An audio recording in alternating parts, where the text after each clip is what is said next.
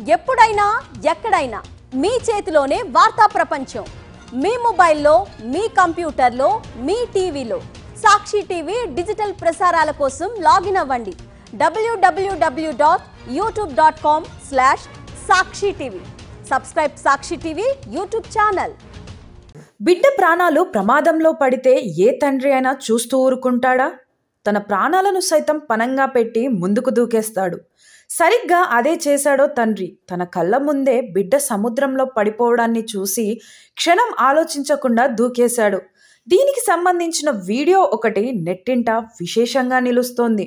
Disney cruise షిప్లోని 4వ deck నుంచి ఓ పాప పొరపాటున జారి పడబోయింది. ఇది చూసిన తండ్రి క్షణం ఆలోచించకుండా ఆమెను కాపాడడానికి సముద్రంలోకి దూకాడు. జూన్ 29న బహమాస్ ఫోర్ట్ లాడర్డేల్ మధ్య ఓడ ప్రయాణంలో ఈ సంఘటన జరిగింది. బహమాస్ చుట్టూ 4 రాత్రులు షిప్లో గడిపిన తరువాత ఓడ ఫ్లోరిడాలోని ఫోర్ట్ లాడర్డేల్కు తిరిగి వస్తోంది. ఓడ వేగంగా కదులుతుంది. సముద్రపు హోరును, నీటి మెరుపులను చూస్తూ ప్రయాణికులు ఎంజాయ్ చేస్తున్నారు. తన 5 ఏళ్ల కుమార్తెకు తండ్రి రైలింగ్ దగ్గర ఫోటో తీస్తున్నాడు. ఇంతలోనే ఆ పాప పడిపోయింది.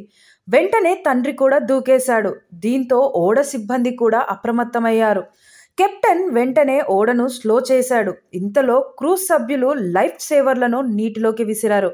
క్రూజ్ షిప్ నుంచి రెస్క్యూ బోట్ ద్వారా తండ్రి కూతుళ్లను రక్షించారు. ఇది కళ్ళప్పగించి చూస్తున్న ప్రయాణికులు బిగ్గరగా హర్షధ్వానాలు చేశారు.